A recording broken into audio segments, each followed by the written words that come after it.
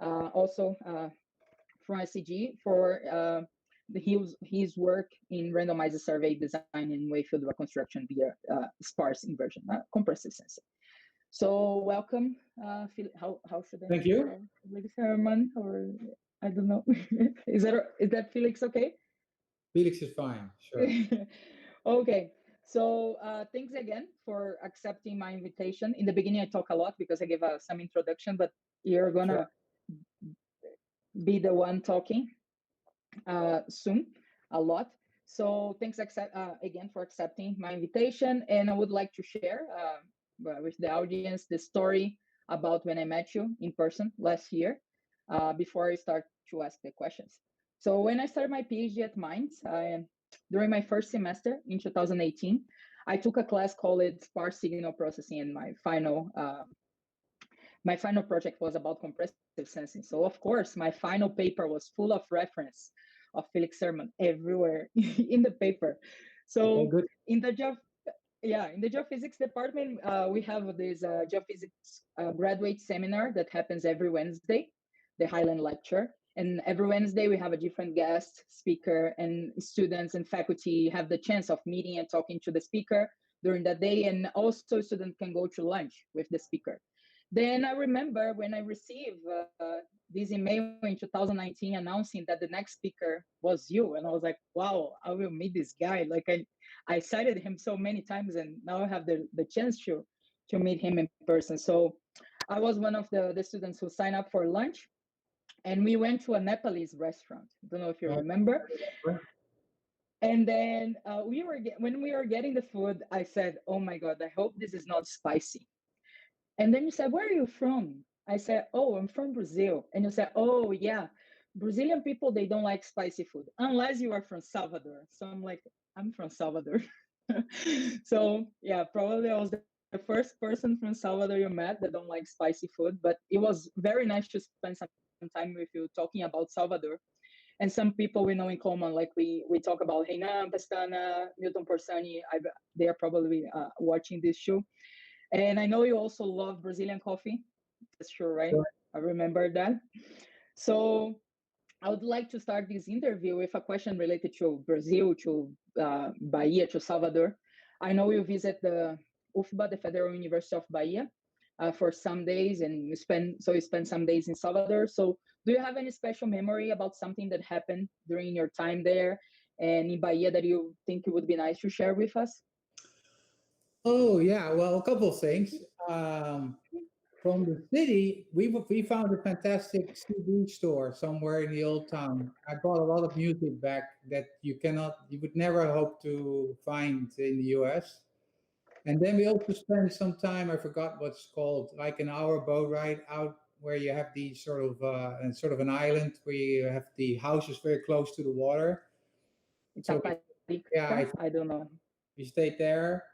And yeah, I really like. I mean, of course, I know the late Ted Urich, and he was always raving about Bahia. So Bahia had a good name. Unfortunately, I have been there only once or twice. I would go more often to the northeast. Your image froze, so I still hope you hear me. Anyway. I am. Okay, good. So, yeah, I have very fond memories of Brazil in general. People are very warm. I've given several courses. I've been involved in a large international project that built a large computer which is located near your university. And so, yeah, it's too bad I haven't been there for a while, but who knows? In the future again.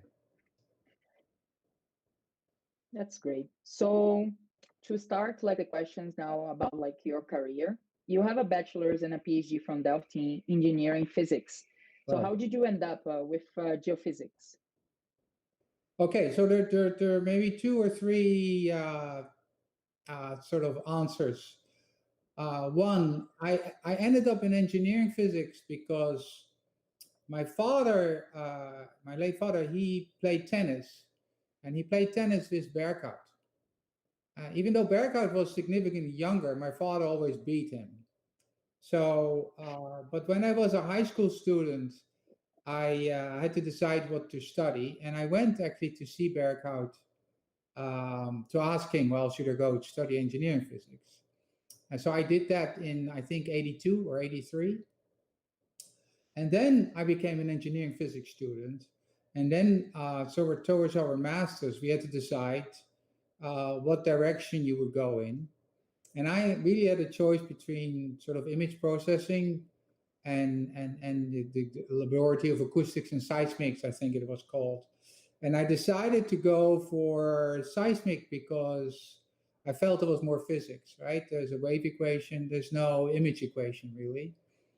So I decided to do that, and then I did my master's, stayed on for my PhD, and the rest is history. That's great. So this year you won the Reginald Fessenden.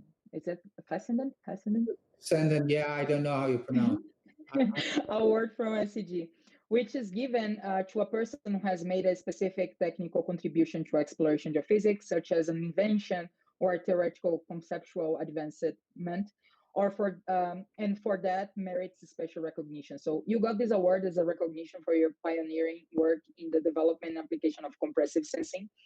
Can you tell us a little more about the meaning of this award for you? Well, it's nice to get some recognition. You know, it's a large organization, so the chances that you get recognized are, you know, are slim in a sense. I don't mean this as a joke. So I was like, is that a joke?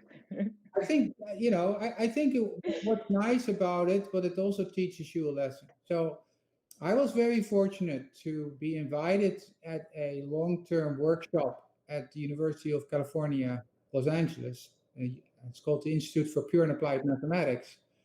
I was invited they invited a few domain specialists. I was a seismic guy.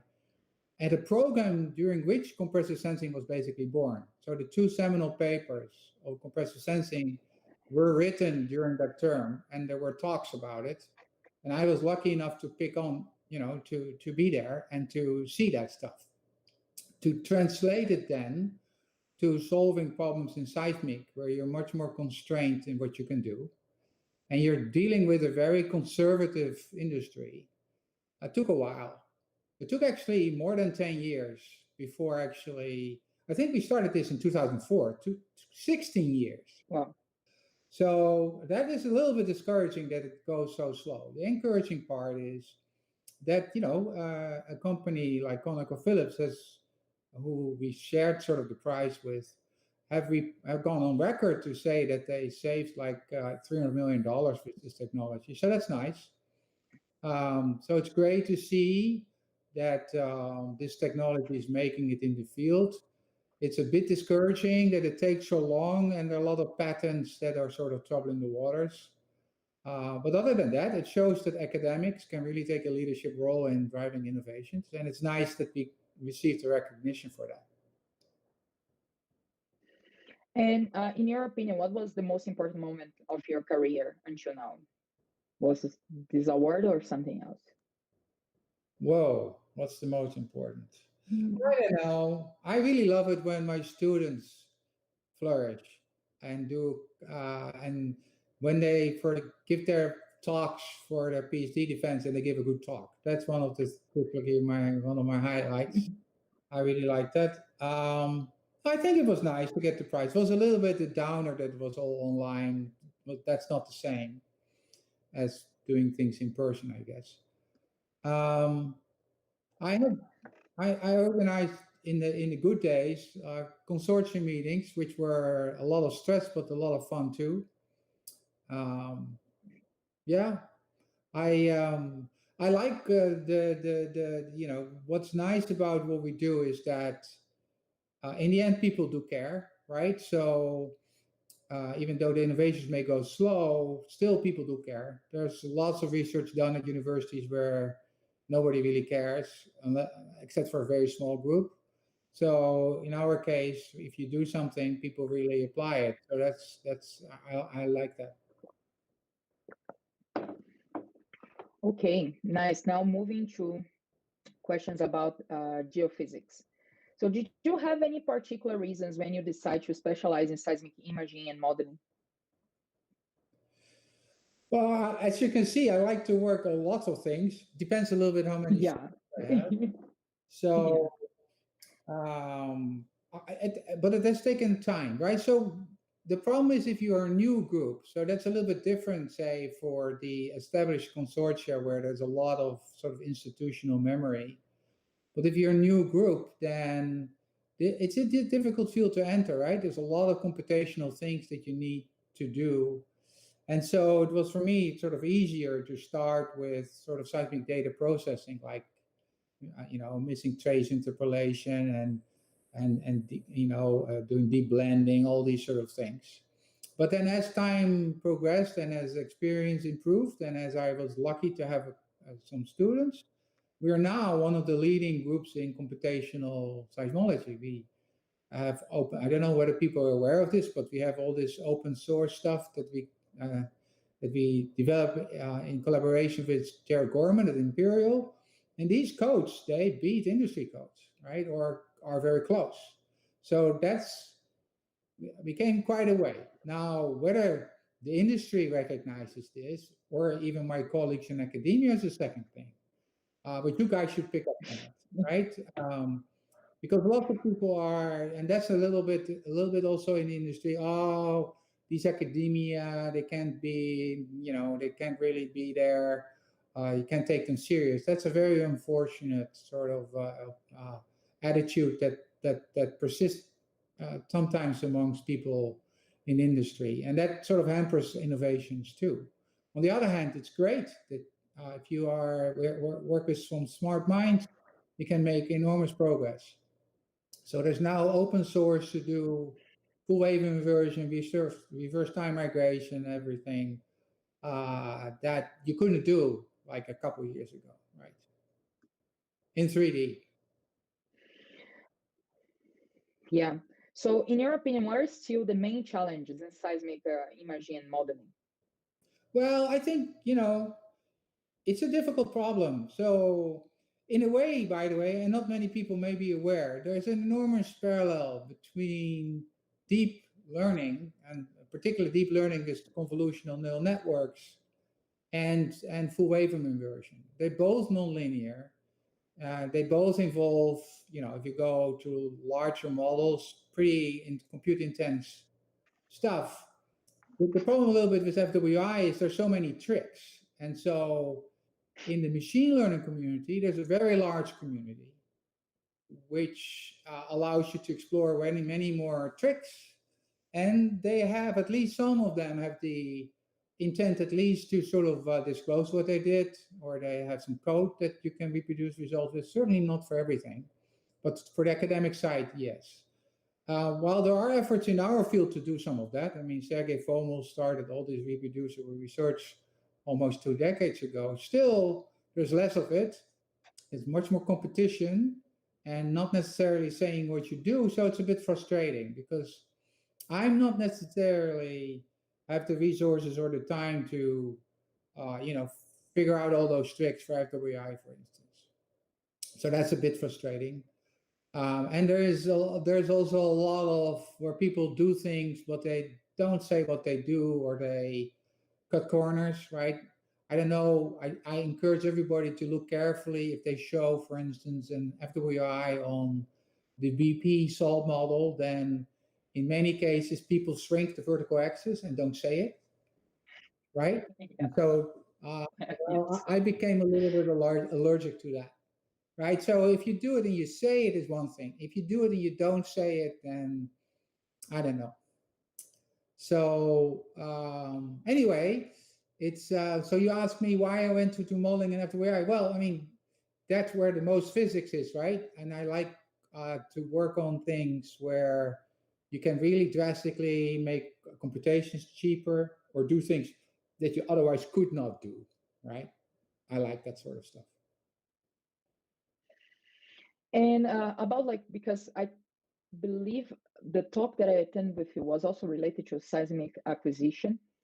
Maybe. Yeah, so my distinguished lecture was all about basically seismic acquisition and time-lapse acquisition. Yeah. Yeah. So what do you think is still like the main challenge for seismic acquisition? Because we have so many people work on these like groups inside of companies, research about like how to optimize the acquisition, and maybe it's the instrument, maybe it's yeah.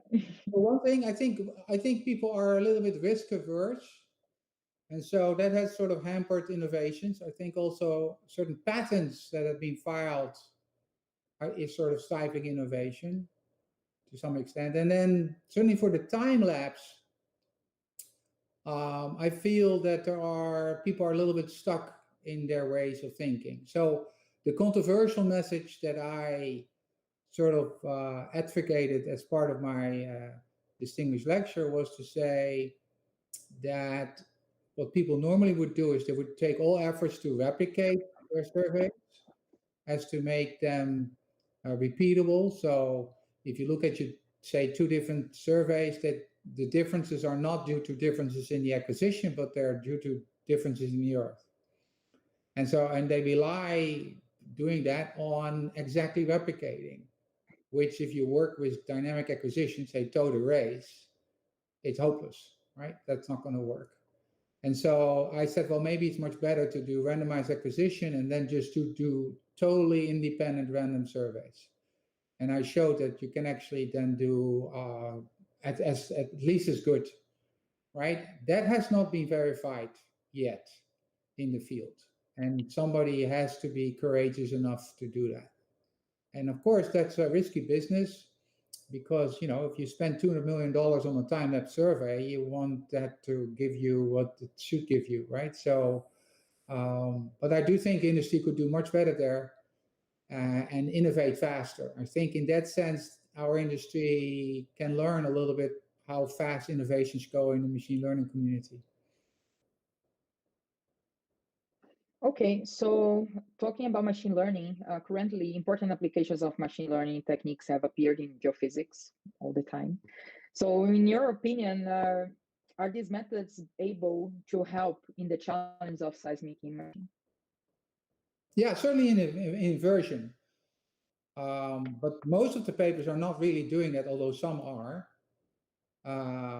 So a lot of my research program is focused on this as we speak, but actually ask an additional question. So it's not only to help inversion, but also to produce answers that are not, say, a single answer, but a family of answers that you can think of as being drawn from a distribution. And that distribution is controlled by your data, basically, and by the physics. And so that would give you some idea of the uncertainty, the spread of the different images, right? And so that's a notoriously difficult problem. And so, but I do think that machine learning techniques will help. And the reason why, and so I'm much less than anybody else in all these sort of semantic segmentation or fault detection or first arrival. I mean, I don't do that stuff. I'm more into, okay, how can it really help inverse problems?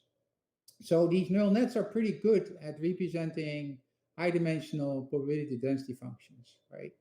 And that takes you out of what always frustrated me in Bayesian theory, is that people write down all these beautiful equations, but then they said, oh, well, we want everything to be Gaussian and the covariance to be diagonal. And then I said, well, really?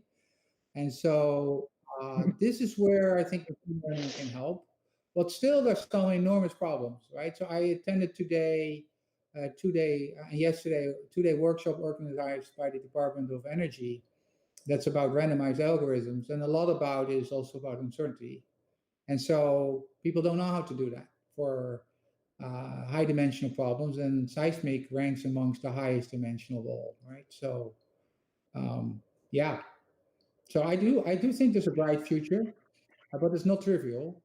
And as with 3D FWI, the challenges are having access to compute, right? So, and that is a challenge in academic environments. And If the industry really wants us to innovate, then they would have to basically put a little bit more serious cash and other support behind it so that we can actually really develop these algorithms in 3D.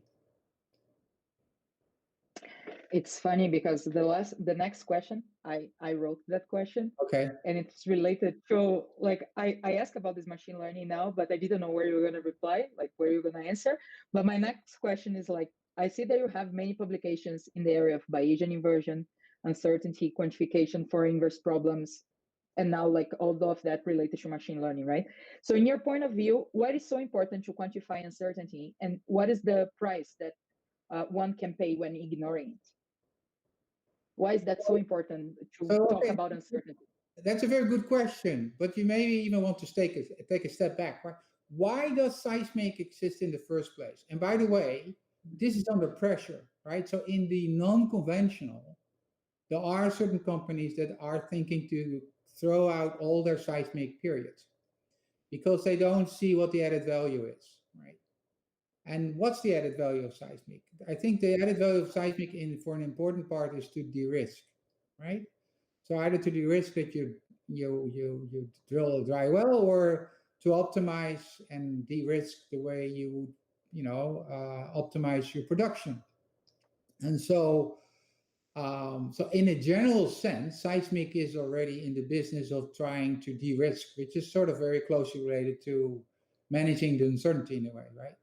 So if you do uncertainty with seismic, suppose you could do that, that can at least enable you to better assess the risk, because it gives you an idea of how well your data is controlling your image. And so we're about to submit a paper, and we talked about it a little bit at the SCG also. So for instance, think of a simple task that you would like to do on a seismic image, right? For instance, you would like to track reflectors, main horizons. So people have developed, this Dave Hill, they have developed beautiful horizon trackers, right? But that takes a migrated image as input. But who tells you that the migrated image is correct? So what we have done is come up with basically different realizations of the posterior distribution. So this sounds very technical, but they are basically different random realizations of an image that fit the data equally well, but they're different. And so now you can do different horizon trackings, and you can put some uncertainty on your horizon tracking. And so that would then translate to, well, how certain are you where a fault is, or how certain are you how large your reservoir is? And that can go all in ways how you basically assess how much oil and gas you have, right?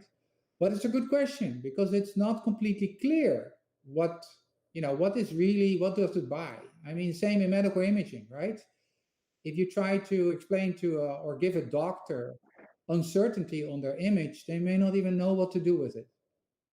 So that's a very true question, right? So, and it's up to us to explain why that is important.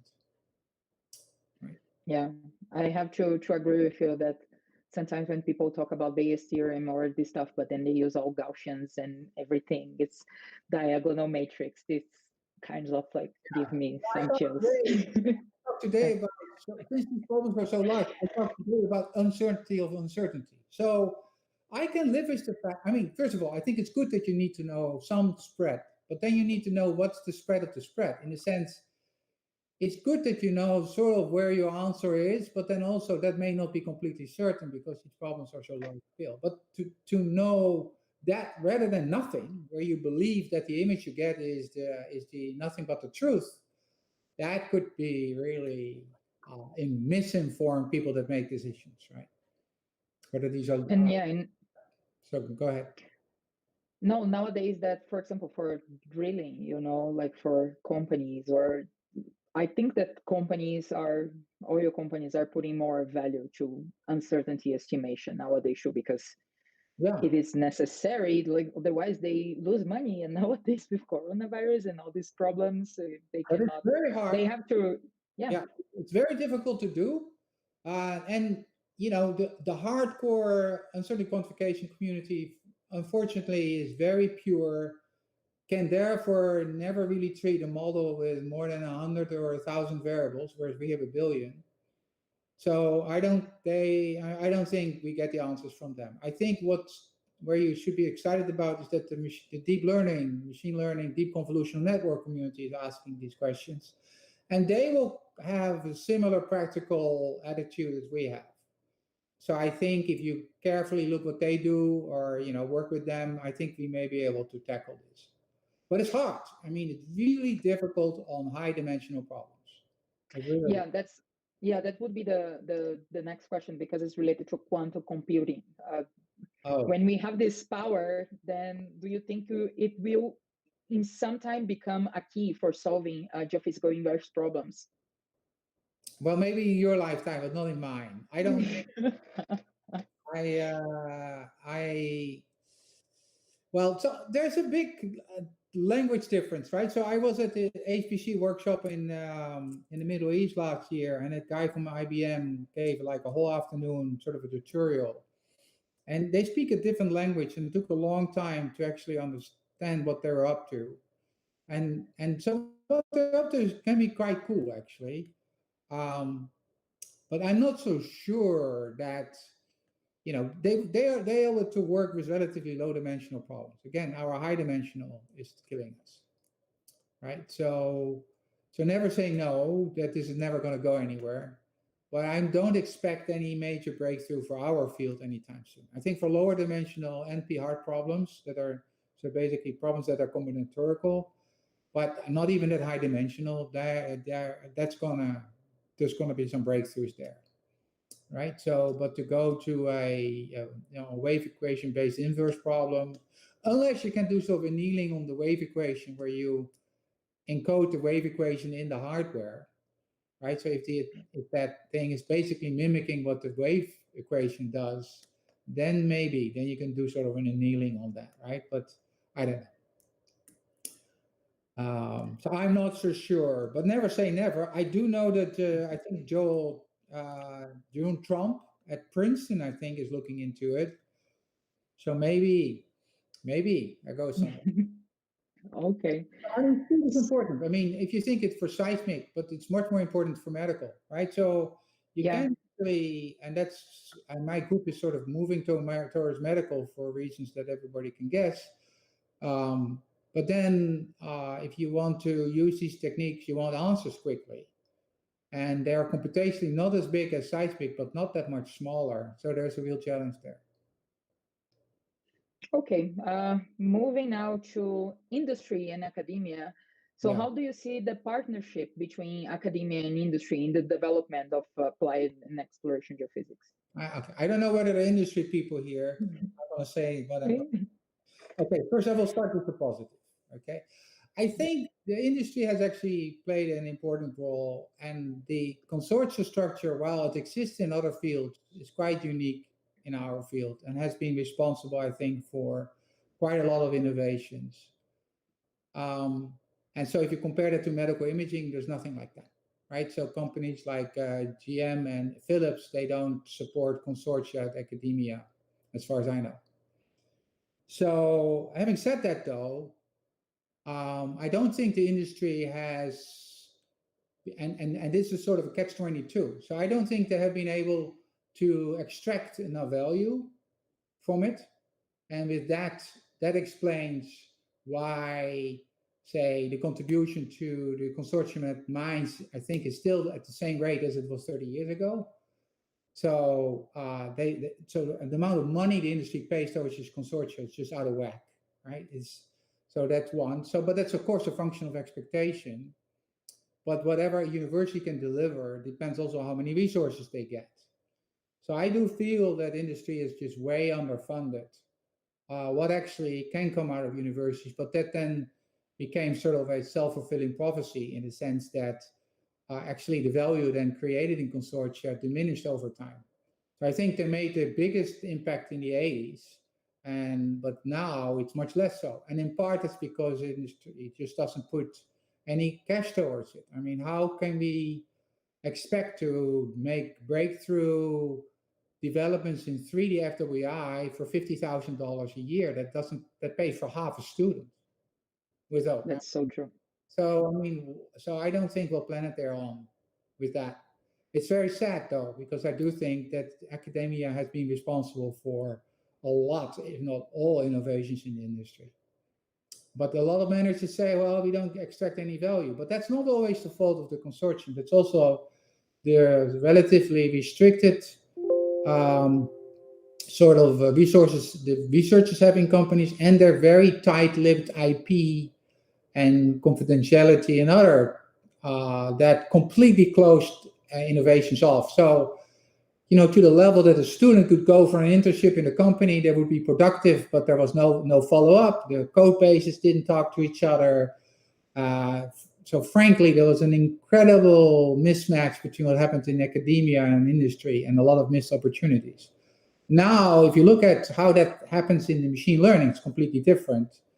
And now there are some recent encouraging developments in our field where industry actually is much more open, right? So Chevron, for instance, have made their FWI stuff partially open source. It's on Git. And that environment interacts perfectly with ours. We had a 2-hour meeting yesterday with researchers from Chevron comparing our two environments, and we just, the conclusion is they perfectly interoperate. So now you can way faster innovate, and they can way faster extract value. And so, and that's you see in the machine learning, right? PyTorch is code developed by Facebook, I guess, right? Or some of these companies. And TensorFlow by Google. So they are companies that have basically, released the counterpart of, say, FWI for the overall community to play with. Well, I don't see ExxonMobil doing that. I shouldn't have called any names. But but anyway, that stifles innovation. So that's why these other fields innovate way faster. Our industry is only coming to terms to that relatively late. And maybe they're forced to now because they no longer have the resources because of the downturn. Right? Yeah. So one also question related to the partnership between academia and industry would be like, what is your opinion about like internships? Especially, I don't know, for graduate students. Do you think it's something really valuable, or do you think it can also have like a mismatch as you mentioned? No, I think, again, there are a couple of things. I think it's not necessarily good to do it too early in your career. Career of a graduate student, because you have to have some experience. I've also seen companies having way too high expectations that the students would solve all their problems, which is, it's a student, right? And there are IP issues. And there's an enormous field of tension there between universities and companies, right? So a university is of the position that anything a graduate student does, certainly if that's in relation to the research they do at the university, is owned by the university. And so students are being put in a very difficult position by having to sign away their IP to the company. So this whole interface between universities and industry is challenging.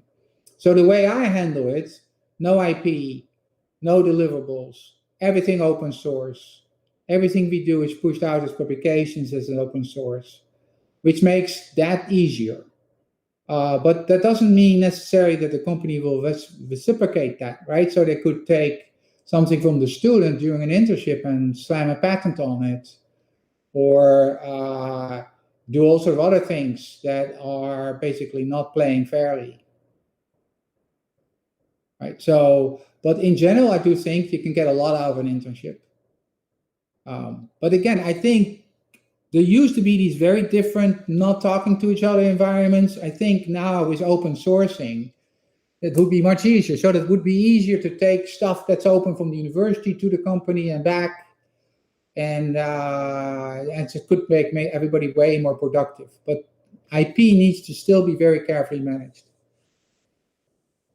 Okay, now moving to pandemics and geophysics. Okay. Let's talk about the downturn. Yeah. So many companies have laid off many people. Many companies are still laying off, and many are going to start laying soon. Thousands of people after the pandemic started, and it's 8 months by now, almost 9. So what do you think we should be expecting from now on? Like more layoffs, yes? And do you think how is going to be the recovery of the oil and gas industry once this pandemic is over? What's your opinion on this matter? I'm bipolar on that one. Okay.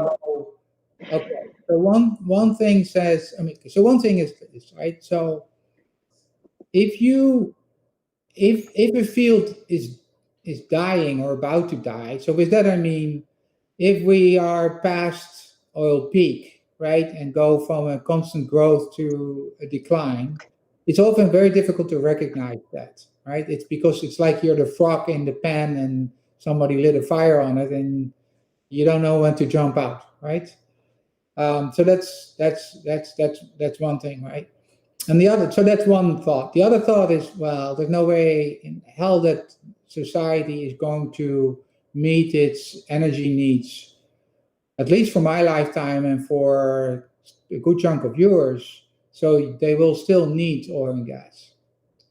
And so then, if you think the latter, then maybe I should follow what my father always would say: do always something different than what other people do. So if everybody now jumps ship, don't, right?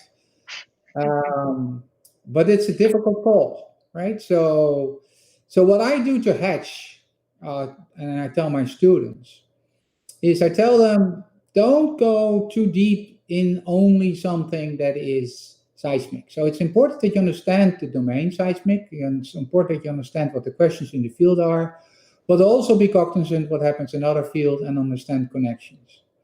So, and for instance, if you are into RTM or FWI, there's a seamless link between that and deep convolutional networks. And so make sure that you also know what that other side does. So if then time comes that you have to apply, you have at least the flexibility. Now, I also say you should always do where your heart goes, right? I chose seismic because there was a wave equation, to go back what I said earlier during the interview. And it's because it's fun, right? It's much more fun than, writing generative adversarial networks for YouTube videos, right? To do classification. I would not necessarily get very excited about that. But it's much more fun to, maybe solve important problems that come with, carbon capture sequestration, for instance, and all that stuff with wave equation and geophysics. So, do what you love to do, but don't be naive. So you have to work harder than anybody else, because you have to learn the domain, and it's a very technical domain we have. But then you have to also be cognizant of what's going on in these other fields. If you do that, you will get any job, right? But be careful. Don't paint yourself in a corner to only know about seismic and only speak seismic, because while recruiters back in the 90s would recognize that, geophysicists would be people that solve problems. So there's a whole previous generation in the 80s that was sort of fired by industry that made it to Wall Street, because Wall Street understood, these geophysicists, they know where to work with data and they can program and they solve problems. And I'm not sure that the people now will recognize that. And there's also much more competition now. We used to be the only quants. Now there are lots of other quants, right? Although, most of these guys work on little post-stamp problems, don't do the real thing. So there's a niche. So overall, I don't know, I'm maybe cautiously optimistic, but it needs to be said, right? I look, if funding is not sustained to help universities, and there is just no funding from the US government. In Brazil, that may be different, but in US, there isn't, and the industry doesn't step in, then don't be surprised that people go to other fields, right? And then there may no longer be a future to our field. So we're a little bit at a critical point in that sense. Okay. Because we are live in YouTube, right? And people are also sending questions there. So that's what I'm just I still have energy, so it's okay. And yeah, so we have Fernanda Farias. She's asking, could you ask Felix to make a comment about De Vito? DeVito? Yeah, so I think I did that already. So we are together with the group in England, the prime developers behind DeVito. And so what DeVito does, it allows you to basically run commercial grade, so industry scale wave equation simulations, but also the gradients that you would need for RTM or FWI. And so it's super fast. I would not waste your time to write your own finite difference code. I wouldn't do that. And then on top of it, we wrote in my group something called Judy, which interfaces DeVito to Julia. And you can basically write F times Q, where F is the forward operator, Q is the source, and F is parameterized by the model. You can differentiate it. You can do so. What normally would take about half your PhD to implement in 2D, you can do now much more quickly. And it's fast. I mean, companies like Down Under are using this in production. So that's cool. I would not write your own code by hand. And if your advisor tells you that you have to do that, then you may tell your advisor that he has to grow up and go to the country. So do you have any students working on it now? So Matthias is my postdoc. He's one of the two main developers of DeVito. Yeah. Okay. So now that we start talking about a little bit of your group, so let's talk about Slim. It's Slim, right? Sure. I like the joke that you made about the CG and Slim. Slim means smart in Dutch. Yeah. Okay. Yeah. Oh, okay. So nowadays, currently, what research opportunities can students expect to find in your research group? And in other words, what are the main research topics in your group nowadays? I know you work with a really broad. You have a catalog.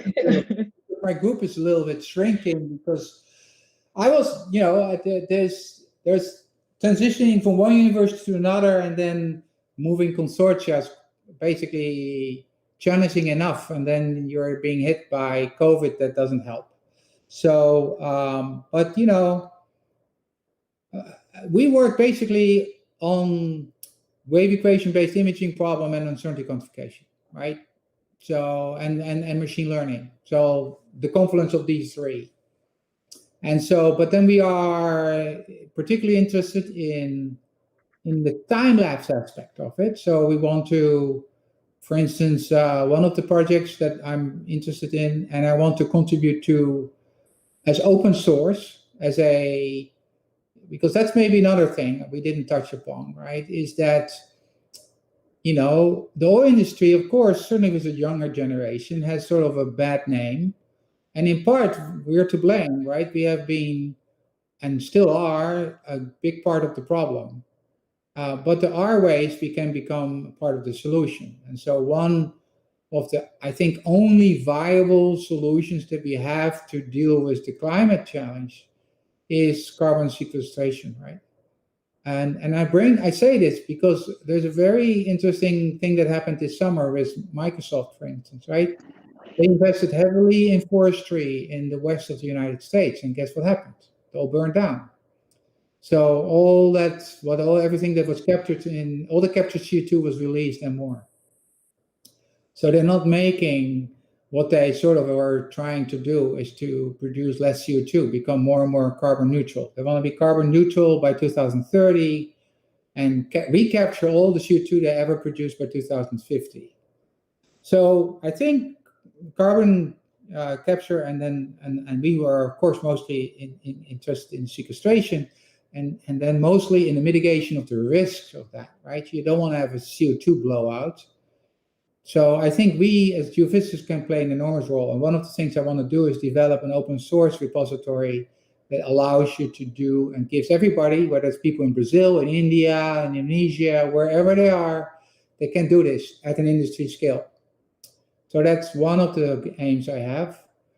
And so, there are plenty of PhDs that can work on that. The other one is I'm more and more moving into medical imaging. So can you do things like treating tumors and monitoring how that happens acoustically? The community in medical imaging are far behind in the sophistication of how they can deal with wave-based imaging problems. We are light years ahead. And so there's plenty to do there. So I have those two things in parallel, and they will be synergetic because there will be both time lapse, but there will be differences between the two too. So yeah, that's roughly where we'll be heading. Okay, so what are the key elements needed in order to be accepted in a research group as SLIM? And in other words, what does SLIM expect from the students that apply? Well, a couple of things.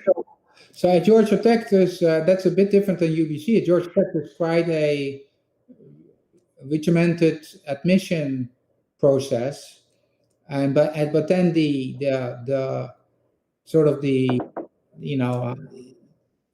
it's easier, say, if you have an earth sciences background to apply to earth sciences, right? And so this is one of the reasons why I'm affiliated with 3 departments, because I can take students from 3 departments. And so in earth sciences, I think everybody, or a lot of people, should be in a pretty good position to apply, and subject that there's funding to be admitted to the program, right? The electrical engineering and computational science and engineering, they will have a little bit higher demands. It's a bit more competitive. But if you have that background, then, and you can show that, then there's a good chance you get in there too. I'm willing to take chances with my students, so I'm not somebody who only goes by grades, and my students do not have to be the most brilliant always, so I'm happy to take risks. But I will be honest, there's just not a ton of funding around these days. And students are not cheap in the United States. That's very different than in Europe or in Brazil, right? So that's why I used to be involved with a program working with the Brazilian government to have international exchanges of PhD students, all that sort of thing. But that unfortunately fell apart when Shell bought British Gas. But I if you can get nobody will refuse somebody who comes with a fellowship, right? So, but it may not be the easiest thing now to fund a ton of students. Are we honest about that? Yeah, so I think this answers the next question a little bit. So are there any opportunities for international students as a research group in Georgia Tech nowadays? My group basically consists, with one exception, of only international students. Okay. So yeah, of course. I know I had at one point, I think I've had maybe 20 nationalities in my group altogether over time. So I'm very used to work with people with diverse backgrounds. What I'm looking for, and I didn't answer your complete question. So I am pretty mathematical. I'm not a mathematician, but we work with mathematical concepts, and we want people to express these in computer code. So, I will be looking for people that have some experience with that or are not afraid of it. So you have to be quantitative. You don't necessarily have to have a geophysics background, but if you have one, that's okay. But then you have to be able to demonstrate that you are okay with some of these quantitative skills, right? So if I had a choice between somebody with an electrical engineering undergraduate or maybe even a master's who has a lot of experience coding up things versus somebody who did a lot of geology and didn't learn any computational quantitative methods, then my choice would be more towards the electrical engineering than towards somebody who do basically very observational rather than quantitative things, right? So yeah, but I think people can guess that, but if they look at my research program, right? Yeah. So what would you say to Brazilian students who want to give it a try and apply for a research opportunity in your research group? Yeah. So again, yeah, occasionally I have, so I think there are a couple of real challenges, right? So one of the things that is, I think, very difficult for foreign students is writing, right? And speaking English, that's just tough.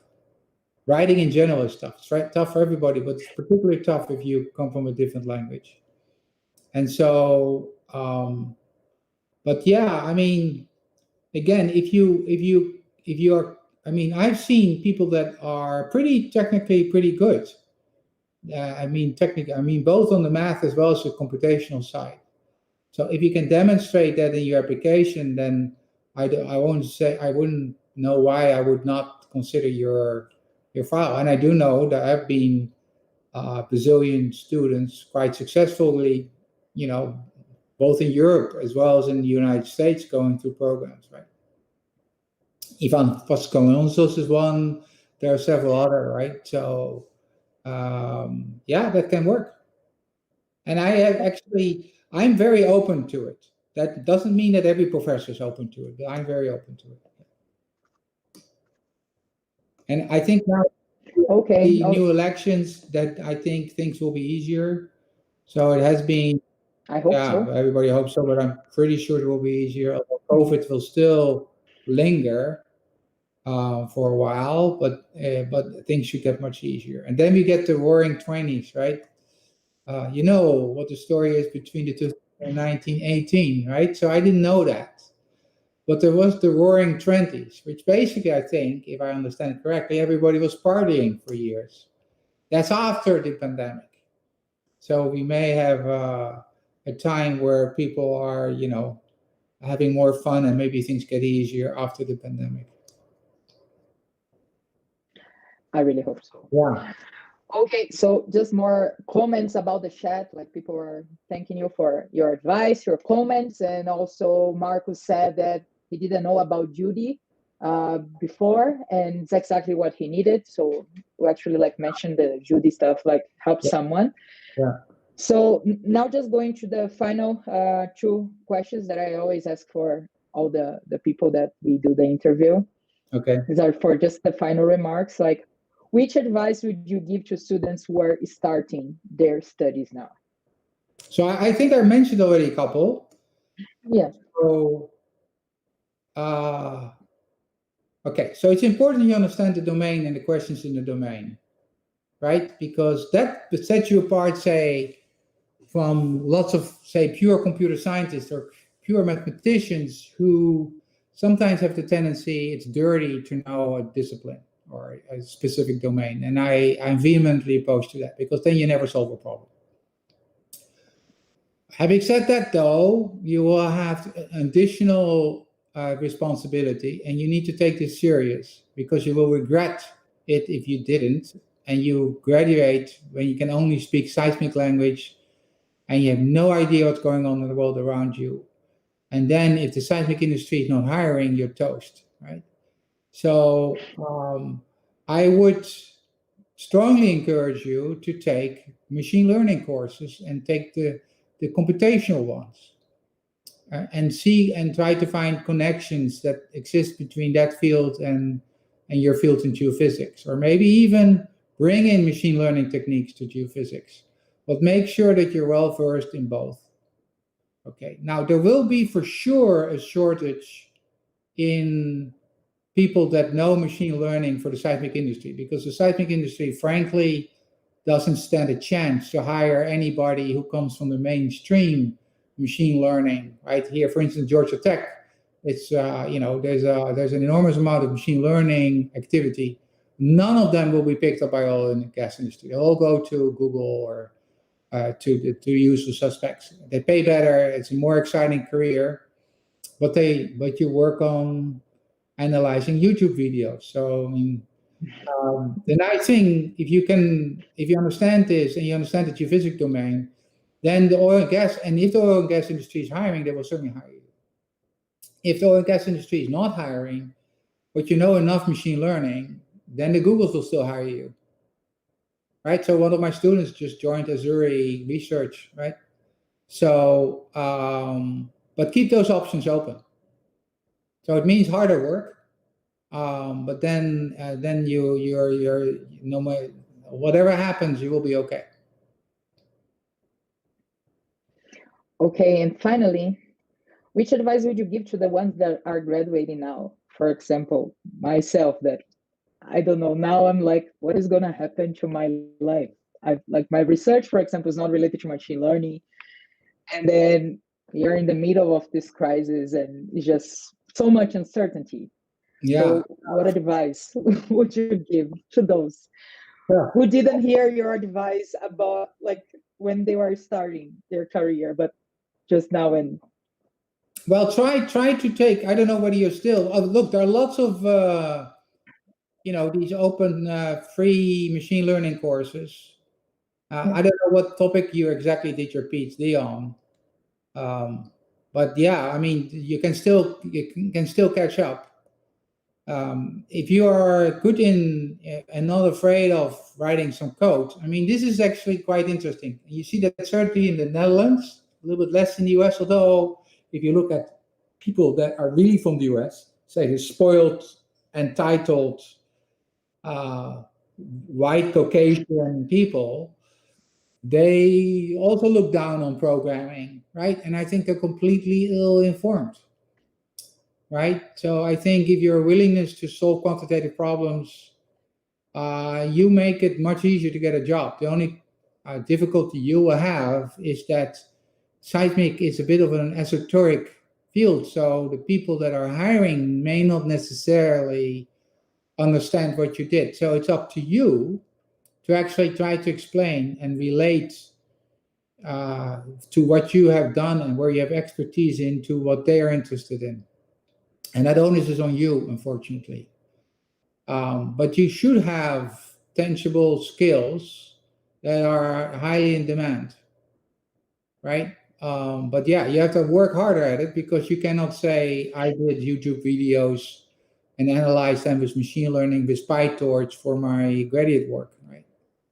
You cannot say that. But if you say, well, I worked on reverse time migration, but did you know that in 3D, reverse time migration corresponds to a 10,000 layer deep convolutional network with a billion variable state variable, then people may say, oh, okay, wait a minute, right? So I'm happy if people have questions for me, but it's difficult, right? And I see it with my own students. Yeah. Some of the students that were very, did things in the cloud, were more open, they were picked up like this. People that were more sort of seismic focused, and even though they've got a lot of opportunities to branch out, they have more difficulty.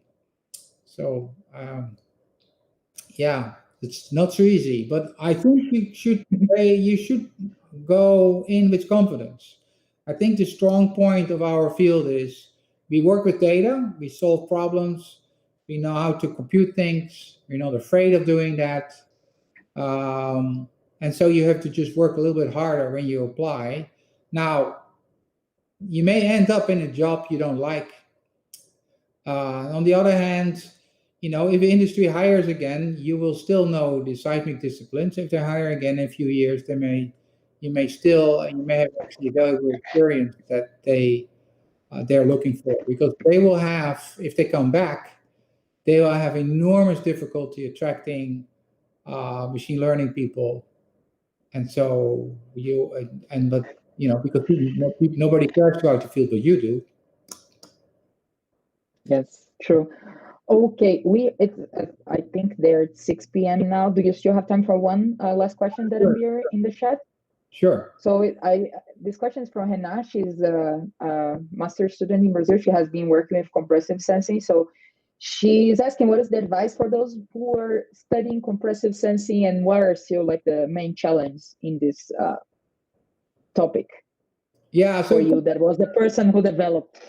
Yeah, so compressive sensing, I mean, the sad thing a little bit, and I don't want to sound too harsh, but a lot of people have been reinventing the wheel and have been given very difficult problems by their advisors, right? Because their advisors, they don't always know everything.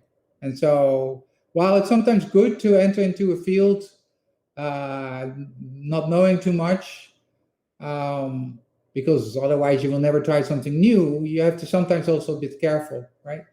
And so, I mean, compressive sensing is still a lot of fundamental problems, like engineering principles that tell somebody, okay, if you want to have you allow for this error, how many samples should you take? That is not understood for any practical seismic acquisition, right? And that may actually never be answered. That's one. Two, machine learning is sort of overtaking some of this compressive sensing. So I think a lot of the randomized sampling ideas may still persist, but the way you reconstruct may no longer be with the traditional, sparsity promotion or rank minimization. It may be much more with neural nets, right? But that you can go under Nyquist, that will stand for sure. We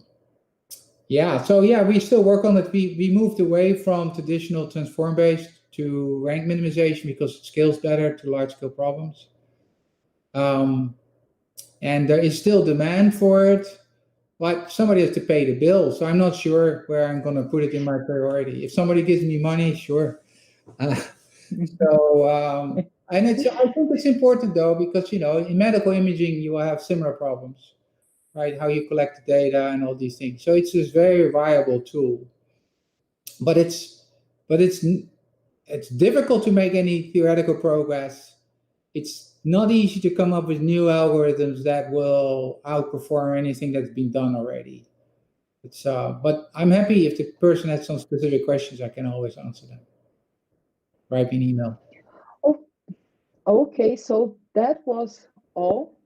Okay. Do you want to say any final words? Well, thank you. I think it's good that you guys do this. Is this taped by any chance, or is it just broadcast once and that's it? No, I this will be in YouTube, so it's available. Like it will be available, and I'll send you the link. Okay. Well, and so is this done by? So it's the EAGE, and it's a chapter of UFBA, right? Okay. It's the student chapter. Yeah. From the university. Like EEG is just because it's a student chapter of EEG, but they are not related. It's just completely organized by the students. Okay. And I'm an honorary member because that was my university where I got my undergrad and my master's. I see. And so are you advertising it then among students everywhere around the world, or how does that work? Yeah, because for example, we advertise about it in LinkedIn. Okay, I saw that. So for example, yesterday there were people from Chevron sharing my post.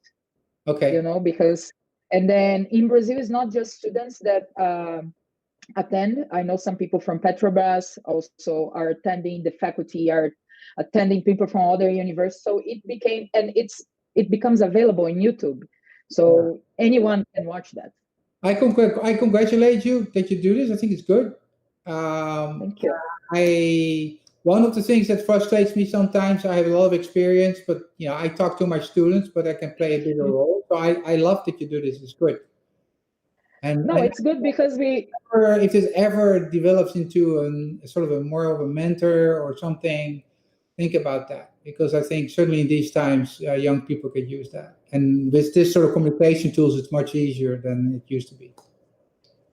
Yeah, no, and the idea when I had this idea and I told Dan we could do that is just because we read all these papers, and many people there know you from your papers, but they don't have an idea what is in your mind besides what is in the paper. And it's just a really nice way of getting to, in some way, to know a little bit more of your perspective about your career, about your choice. So that it's becoming a thing, and I find really important. Everyone that I talk, they have a different opinion, of course, about some matters, and this is really great because in some way, it's an advice that it will help someone, will open their mind, and it's just really nice to get to meet this famous guy of the paper, in some way. So one of the things that what I did with my DL, I always made a point when I visited universities in particular to basically have everybody come in a room and have everybody give a pitch of what they do, right? Tell me in one paragraph what you're doing, and we would have a conversation. And so I really felt that that's a really nice way, but there are other ways you can do this, right? You can do it through this means or through questions, and it doesn't happen enough. Typically, people have these very formal seminars, which I think actually is a horrible format to do over Zoom or whatever, because there's no interaction. Whereas what you did is much more interaction. Don't hesitate to contact me. I can give you some advice, but it's a tough time. Good luck with that. Okay, so thank you so much for participating and spending some time with us.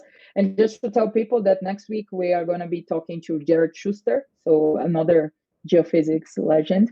So, and thank you so much, Felix, and take care. Have a nice day. Bye-bye. Thanks for everything. A nice night. Bye-bye. Bye-bye.